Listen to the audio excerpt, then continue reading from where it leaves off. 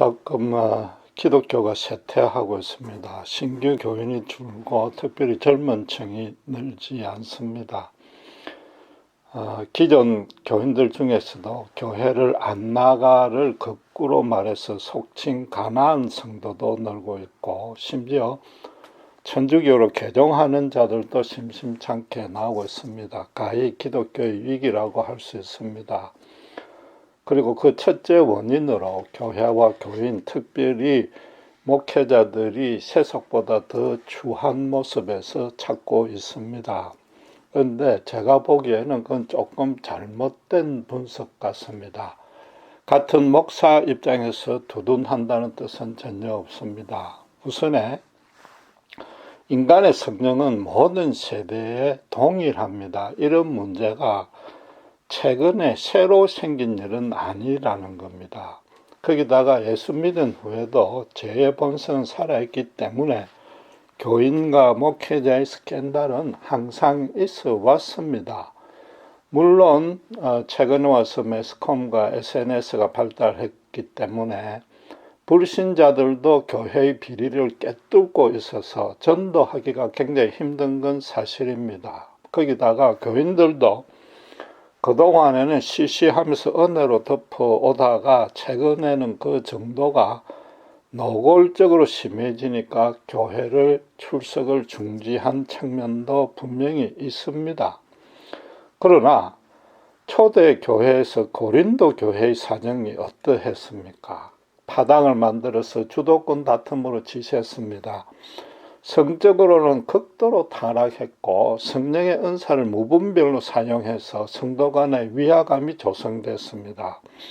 식사 교제할 때 빈부의 차별이 발생했고 교회 문제를 가지고 세속의 법정에 송사를 했습니다. 오늘날 교회가 골치 썩고 있는 모든 문제를 한 교회 안에 다 갖고 있었습니다. 정말 비리백화점이었습니다. 거기다가 요한계시록에서 예수님이 7교회 편지를 보냈는데 그 중에 5개 교회에 회개하라고 꾸중을 했지 않습니까? 그럼에도 그 당시에는 기독교가 쇠퇴하지 아니하고 오히려 크게 부흥했습니다. 따라서 기독교의 쇠퇴의 원인을 단순하게 교회 추문에만 돌리기에는 뭔가 부족하다는 거죠. 교회에 사람 보러 나오는 것이 아니라 하나님께 예배 드리러 나오는 것이니까 어떤 스캔들도 참으라는 은혜로 넘어가라는 그런 판에 박힌 말씀을 드리려는 것은 아닙니다. 교회 내의 추문이 이전과 똑같다면은 현대 교회가 변질된 것은 그 추문 외에 다른 곳에서 찾아야 되지 않느냐. 이 문제를 접근하는 패러다임을 바꿀 필요가 있다는 겁니다. 모든 종교는 간단하게 봐서 3가지로 구성됩니다. 첫째는 그 종교가 사람들에게 깨우쳐 주려는 진리입니다. 기독교로 치면 성경입니다. 두 번째는 그걸 진리를 풀어서 가르치는 성직자, 기독교에서는 목사입니다. 세 번째는 그 가르침을 받아서 그 진리대로 순종하려는 종교인들, 예수 믿는 신자가로 구성되는 거죠. 그럼 성경의 진리는 시대가 바뀐다고 변경될 리는 없습니다. 교인들의 성정도 똑같습니다. 논리적으로 따르자면 그 진리를 풀어 가르치는 목사에게 잘못이 있다는 결론이 나옵니다. 그럼 지금 목회자의 잘못이 가장 크다는 그 분석이 옳은 것입니까? 그건 아닙니다. 목사는 좀 특이한 측면이 있는데 2가지 요소를 다 가지고 있는 거죠.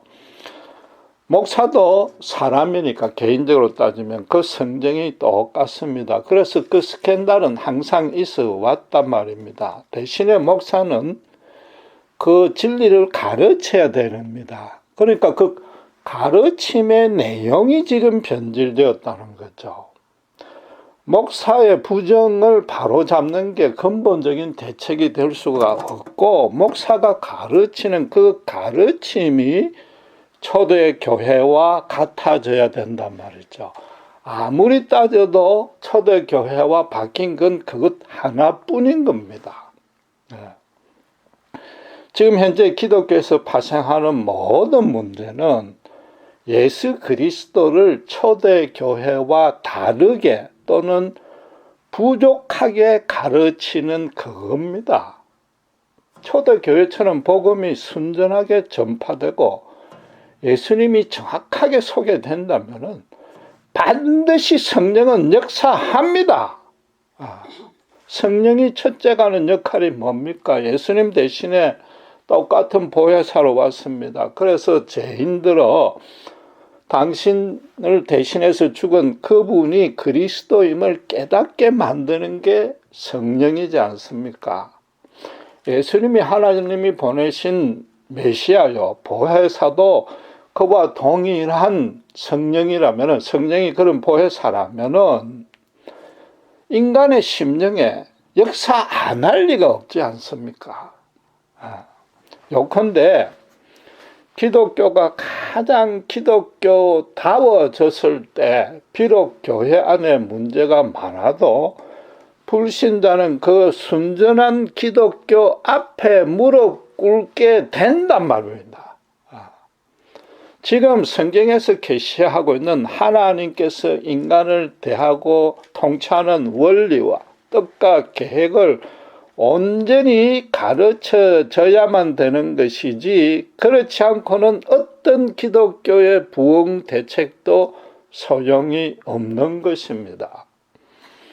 가나안 성도라고 해서 다 옳은 것은 아닙니다. 그 사람들의 충정 어린 그 동기, 마음은 이해를 할 수 있지만은 하나님의 진리가 실종됐기 때문에 그게 한탄스러웠다면은 그래서 어쩔 수 없이 교회 출석을 중지했다면 그건 오케이입니다. 그러나 그게 아니고 순전히 교회 안에서의 겉으로 드러나는 추문에만 실망해서 교회를 그만두었다면은 그 사람은 아직도 인간 성정이 죄로 타락해서 모두가 똑같다는 기독교의 가장 기본적인 진리도 모르고 있다는 겁니다.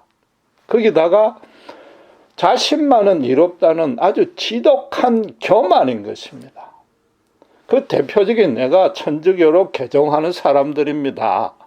그래서 개신교도 선행과 포용을 강조해야 된다고 목소리를 높이지만은 그럴수록 더 성경으로 되돌아가야 됩니다. 하나님의 진리를 견고하게 세워야 되는 겁니다.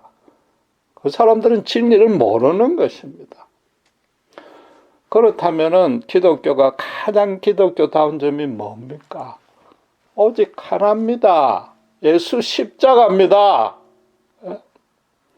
구원의 절대적이고 완전하고 영원하고 유일한 이 십자가를 빼면은 기독교는 다른 종교와 똑같아지는 겁니다.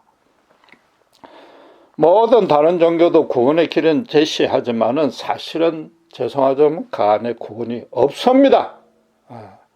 모든 종교가 인간의 선행과 공로를 앞세우는 구원관을 가르치고 있습니다. 그건 지난주에 말씀드린 대로 그 종교인들은 도덕적으로 교만한 것이요. 그들이 믿는 신은 도덕 점수를 채점하는 컴퓨터에 불과한 것입니다. 인간 구원에 그 신의 긍휼이 전혀 개입되지 아니한 겁니다. 거기다가 죽은 후에야만 판단을 하니까 이 땅에 살아가는 동안에 그 종교인들은 그 신으로부터 사랑을 받아 누릴 길이 없는 것입니다. 이런 차이가 왜 생깁니까? 구원은 죄에서 건져주는 게 구원인데 죄를 정의하는 것이 기독교와 다른 종교가 전혀 다르니까 구원의 길도 당연히 달라지는 것이단 말이죠. 결국 지금 기독교가 이런 점을 제대로 안 가르친단 말이죠. 강조를 안 하고 있는 거죠. 성경이 말하는 죄의 본질도 정확히 모르고 있으니까 그 기독교가 힘이 빠질 수밖에 더 있습니까? 그게 첫째 원인인 것입니다. 그런데 여러분 간과해서는 안 될 사항은 타 종교에서도 죄에 대해서 아주 지금은 심오하게 가르칩니다. 행동적인 윤리적인 죄만 죄라고 제한하지 않습니다. 예수님은 산상수훈에서 형제를 바보라고 말하는 비난하는 것도 살인이라고 그랬고 예쁜 여자를 보고 엄란한 생각을 품으면 간음이라고 했는데 타 종교도 똑같이 가르칩니다. 말을 절제하라고 그러고 악한 생각을 다스리라고 그럽니다. 거기다가 오늘 보신 본문에 이브에게 먹음직하고 보암직하고 지혜롭게도 할 만큼 탐스러운 그런 욕심이 생기고 그걸 추구함으로써 죄가 생긴다고 그들도 그걸 죄의 원인으로 간주합니다. 그래서 욕심을 줄여라 그러고 심지어 욕심이 생기게 되는 대상 자체를 제거해야 된다고 해서 무소유까지 그들은 실천하고 있습니다. 놀랍게도 나아가서 지금 선악과를 다른 과일과 비교해서 그런 욕심이 생겼다고 일부 기독교에서 성경을 해석하는 그대로 다른 종교에서도 비교하지 말라고 그럽니다. 모든 사물을, 사안을 그 우열성을 가지고 비교하지 말고 다름을 인정하고 그래서 포용하라고 가르친단 말이죠. 그건 아주 올바른 가르침이요. 그들도 아주 잘하고 있는 것입니다. 그들이 문제가 아니라 기독교의 일부 목사가 문제단 말이에요. 본문을 거기까지만 가르치고 채우는 거죠. 죄의 본질이 그럼 다른 종교와 다를 바가 없는 것입니다. 그런 가르침만 받은 교인들도 죄의 인식이 다른 종교와 같으니까 지금 막 추문이 많은 개신교보다는 차라리 추문이 없고 가난하고 소외한 자를 돌보면서 사회 정의를 실현하고 있는 천주교가 훨씬 더 좋아질 수밖에 없는 겁니다. 물론 기독교 목사가 다른 종교와 다르게 가르치는 점은 딱 하나 있긴 있습니다. 다른 종교에서는 그 모든 죄들을 인간이 절제하고 수정하고 개선할 수 있다고 가르칩니다. 반면에 기독교 목사는 인간의 노력으로는 근본적으로 그 죄들을 고치기 불가능하다.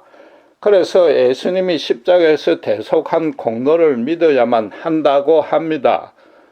그러니까 타 종교는 자기 신들 앞에서 자신들의 도덕적인 자랑을 앞세우지만은 기독교 목사님들은 하나님 앞에서 인간의 무능함과 부패함을 인정하고 그 하나님의 긍휼을 소망하라고 그 겸손하라고 분명히 다르게 가르칩니다. 그런데 엄밀히 잘 한번 따져보십시오. 여전히 그건 죄의 본질은 똑같이 두고 죄를 이기는 방법만 다르게 가르친단 말이죠. 예? 거기다가 그렇게 되면은 기독교 신자 자신의 의로움과 최소한도 자신의 공로까지 그 안에 내포될 수 있는 겁니다. 저들은 악한 생각이나 욕심을 자기가 부정하고 다름을 인정하려고 스스로 노력합니다. 마찬가지로 기독교 신자도 하나님 앞에 내가 무력함을 인정하고 열심히 믿으려고 노력한단 말이죠. 그럼 그 행동의 주체는 여전히 인간인 것입니다. 오해는 마셔야 될 것이 죄에 대해서 인간이 무력하고 하나님의 긍휼을 구해야 되는 것은 아무리 강조해도 부족합니다. 그러나 예수 십자가는 거기서 한 걸음 더 나아가야 된단 말입니다. 지금 창세기 1장에서 3장을 다시 종합하면서 본문을 또 보는 이유가 뭡니까? 죄의 본질을 정확하고도 확실하게 정리하자는 겁니다. 그래야 구원의 길도 확실히 정리되는 겁니다. 지금 육신의 정욕, 안목의 정욕, 이생의 자랑을 추구하고 그래서 선악과를 다른 과일과 비교한 것이 죄의 본질도 아니요 죄의 출발도 아닙니다. 6절을 보시면 나무를 본적이라고 되어 있으니까 자꾸 비교로 얘기를 하는데 그게 비교했던 언급이 아니고 그렇게 해석될 여지도 없는 겁니다.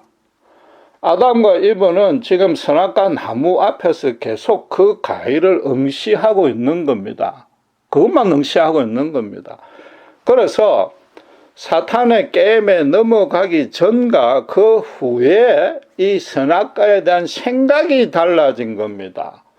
다른 과일은 먹기 싫고 이 선악과만 먹음직해 보이는 게 아니고, 사단의 말을 듣기 전에는 선악과가 그냥 평범해서 뭐 별로 꼭 따먹어야 될 생각이 없다가, 사단의 말을 듣고 나니까 이제 죽어도 좋으니까 따먹어야 되겠다고 그 생각, 선악과에 대한 생각만 바뀐 것이단 말이죠.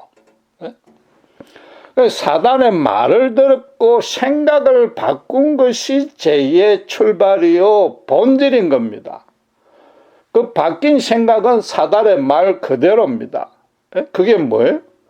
하나님과 같이 되는 것을 하나님이 싫어하기 때문에 못 먹게 했다. 그런데 그걸 먹었단 말이죠. 그럼 뭐야? 하나님과 같이 되어야지. 그게 죄의 본질입니다. 지난 창세기 강의 40분 동안 제가 누차 강조한 내용이고, 그게 기독교를 가장 기독교답게 만드는 출발입니다.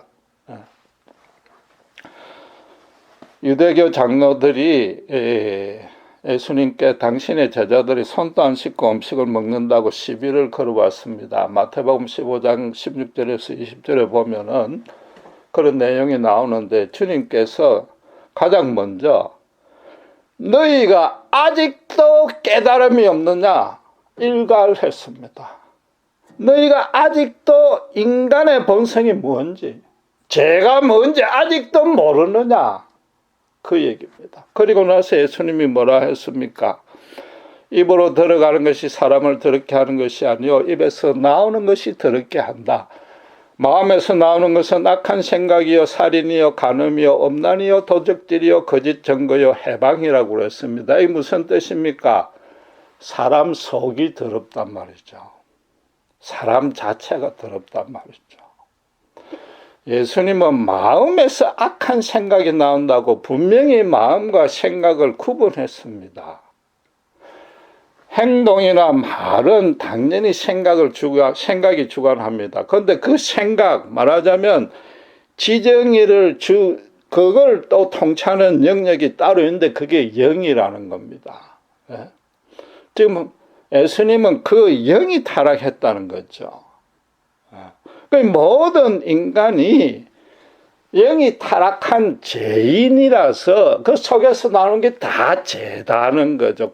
그래서 죄를 짓는다고 선포한 것이고, 예수님은 그래서 이 땅에 의인을 구하러 온 것이 아니라 죄인을 구하러 왔다고 그랬습니다. 죄를 지어서 죄인이 된다면 그 해결책은 죄를 없애는 겁니다. 모든 다른 종교가 말하는 구원 방법입니다. 그런데 죄인이기 때문에 죄를 짓는다면 그 구원의 길은 하나입니다. 죄인 자체를 바꿔줘야 됩니다. 이건 사실 아주 중요한 얘기입니다.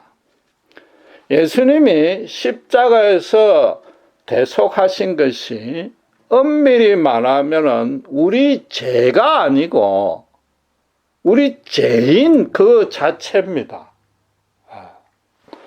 지금껏 우리는 과거에 지은 모든 죄는 물론이고 예수 믿은 후에 지은 모든 죄도, 죽을 때까지 지은 모든 죄도 용서받았다고 했고, 또 그런 구원을 예수를 믿자마자 공짜로 선물로 이미 받았다고 배웠습니다. 물론 맞습니다. 그런데 이건 그야말로 땡큐죠. 그러는데 안 믿는 게 오히려 더 바보짓인데, 사실은 사람들이 안 믿고 있죠. 너무 바보 같으니까. 그런데 문제는 그것만 강조를 하다 보니까 교인이나 교회나 죄를 예사로 생각하는 거죠. 대형 교회 유명 목사도 하나님 앞에 자기가 회개했다는 거죠. 하나님 용서를 받았으니까 다시 떳떳하게, 아니 뻔뻔하게 더 열심히 목회를 하고 있고, 교인들도 아멘으로 화답하고 있는 거죠. 자기가 지은 잘못, 허물, 죄를 세상에서 아무리 비방을 하든 뭐라 하든 예수 십자가 안에서 해결했고 이미 나는 죽을 때까지 지을 죄까지 용서받았다는 거죠. 이건 죄인이라서 죄를 짓는다는 이 기독교의 근본 진리를 모르는 탓입니다. 십자가에서 예수님께서로부터 용서받은 것은 물론 우리 죄도 죄지만은 그 전에 나라는 죄인이 용서받은 겁니다. 그 사람 전부입니다. 예수님이 마음에서 악한 생각이 나온다고 그랬습니다. 그러니까 영혼 육이 합일화된 전체 전 인격체가 하나님이 그 모습 그대로 영접해주고 당신의 자녀로 삼은 것입니다. 죽을 수밖에 없던 죄인인 우리 대신에 예수님이 실제로 사형의 형벌을 받았습니다. 지옥에 떨어질 우리를 건져서 천국으로 옮겼습니다. 하늘의 생명책에 이름이 올라갔습니다. 내가 지금껏 지은 행동과 말과 생각으로 지은 그 윤리적인 죄를 용서받기 이전에 나라는 죄인, 개인이 용서받은 것이란 말이죠. 예수님은 정말로 사형수였던 나를 이해서가 아니고 나를 대신해서 죽었고 그래서 실제로 내가 살아난 것입니다. 그분의 생명과 내 생명이 1대1로 맞바꾼 것입니다. 그분이 죽으니까 내가 실제로 살아났고 그전에는 흑암에 갇혀 있었습니다. 사탄의 소속이 되어서 어쩔 수 없는 죄의 노예가 된 신분과 위치였습니다. 그러나 나의 그 인간적인 본성은 그냥 그대로 둔 채 그 소속만 하나님의 사랑과 권능이 영원히 통치하는 영역 안으로 옮겨진 것이란 말이죠. 죄의 본질이 하나님과 같이 되려 한 것입니다. 하나님과 맞짱 뜨고 하나님이 필요 없고 내 혼자 멋대로 살겠다는 게 죄의 본질이었습니다. 그 거룩하고 완전하신 하나님 통치 밖으로 스스로 뛰쳐나간 겁니다. 그러므로 해서 하나님과 나 사이에는 원수가 되고 도무지 건널 수 없는 담이 생겼습니다. 그런데 예수님 당신께서 십자가에서 당신의 몸이 찢김으로 해서 그 담이 허물어졌고 나로 하여금 하나님과 1대1로 화해시켰습니다. 윤리적으로 세상에서 아무리 칭송받는 여인이라 해도 이 예수를 모르면 천하의 죄인입니다. 지옥의 형벌이 기다립니다.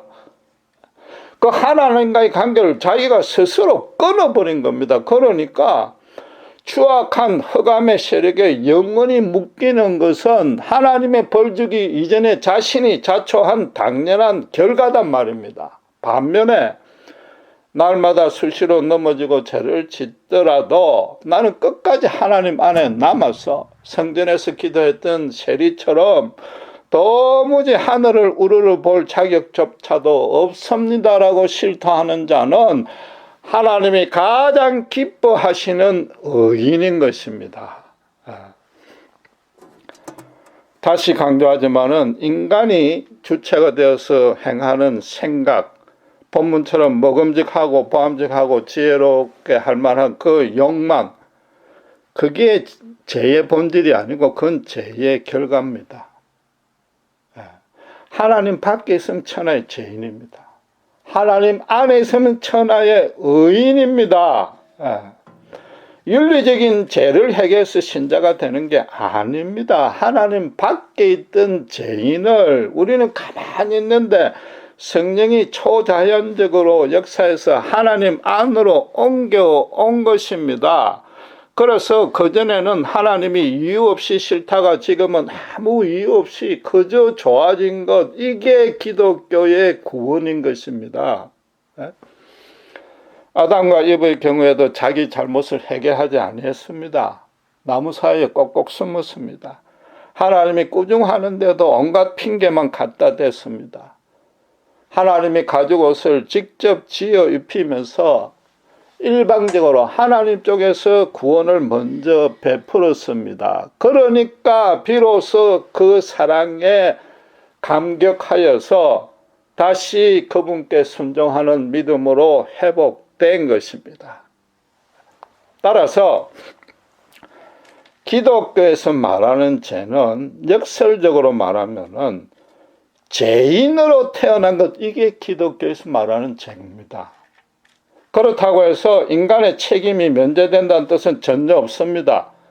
왜냐하면 끝까지 하나님을 거부하고 안 믿겠다고, 내 혼자 살겠다고 고집했기 때문입니다.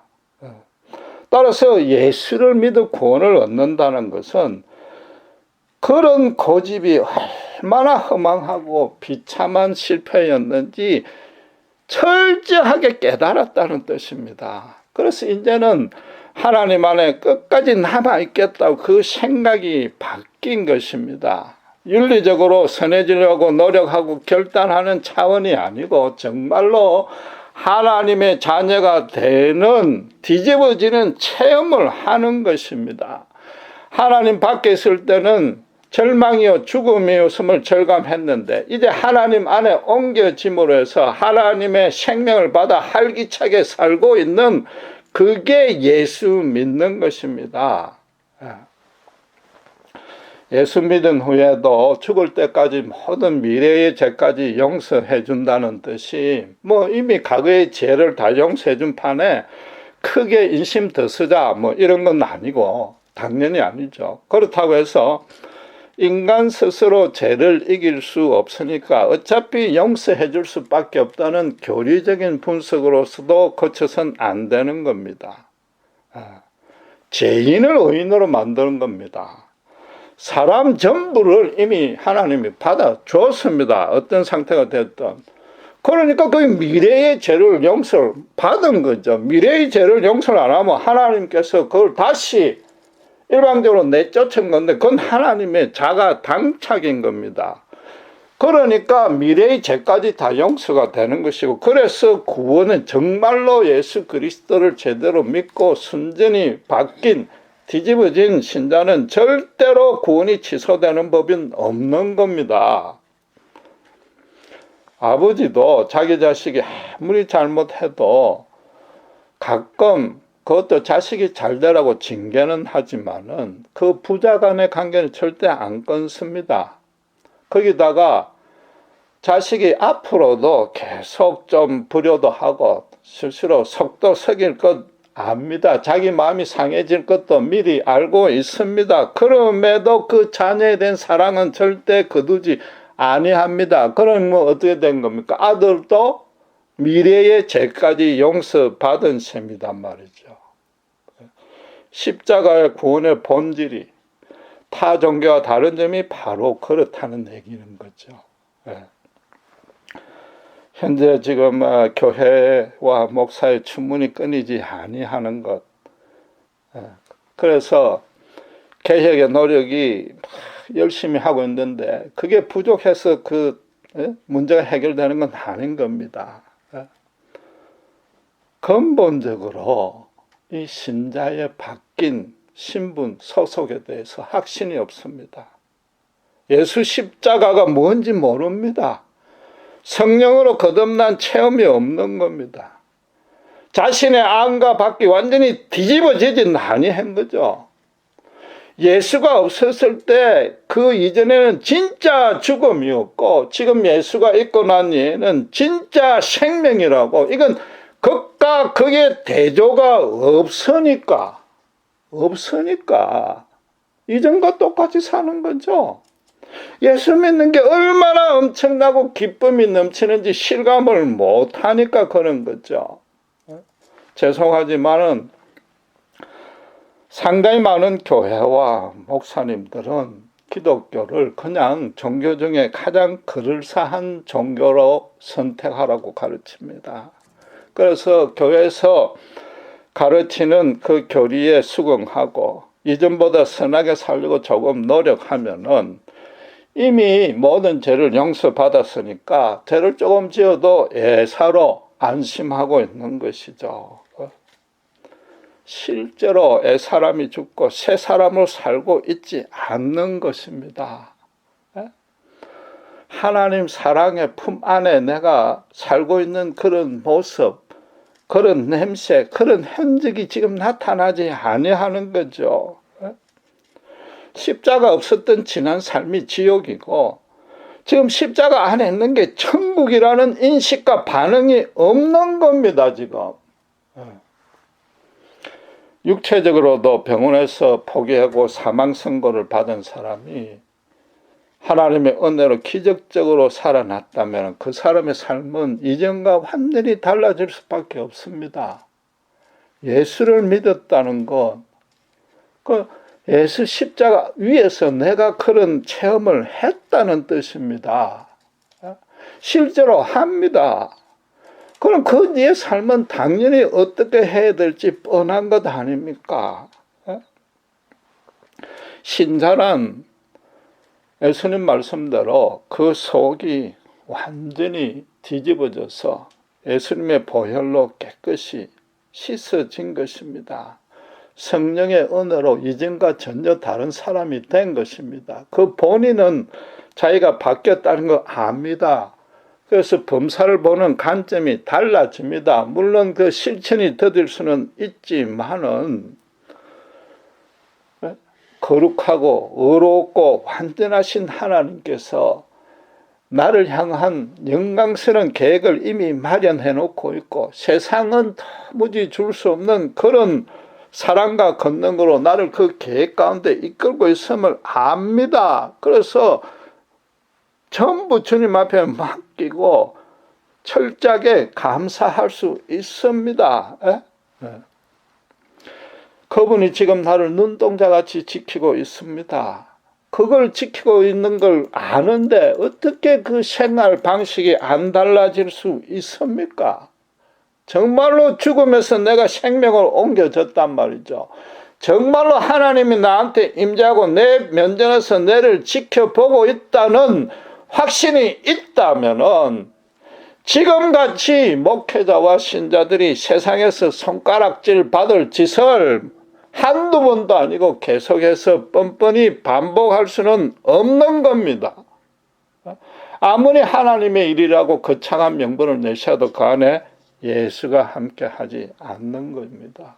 요컨대 하나님에 대한 진정한 두려움이 실종됐거나 많이 약해진 것이 지금 문제라는 겁니다. 초대교회에서는 예수님이 나 대신 십자가에 죽었다. 그리고 부활했다. 그럼 나도 천국 갈 수 있구나. 오직 하나만 믿었습니다. 그걸 순전하게 붙들었습니다. 그러니까 세상에서 어떤 핍박과 손해를 볼지라도 전혀 두려워하지 아니하고 그 인생이 뒤집어졌으며 주변 사람도 함께 뒤집어지게 만들었습니다. 지금은 어떻습니까? 세상에서 핍박과 손해를 안 보려고 예수 잘 믿고 교회 열심히 하면 된다. 지금 그렇게 가르치고 있는 거죠. 예수 십자가가 변질되다 못해 실종된 이게 가장 큰 문제단 말이죠. 이게 얼마나 어리석은가 하면은 그렇게 한다고 해서 세상에서 핍박과 손해가 주는 게 아니고 오히려 늘어날 뿐이요.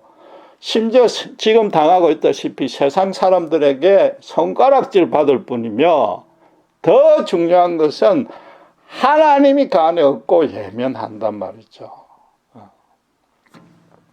예수 십자가만이 죄였지던 이 세상과 죄인이 특별히 지금 쇠퇴하고 있는 기독교가 부흥할 수 있는 유일한 길입니다. 기도하겠습니다.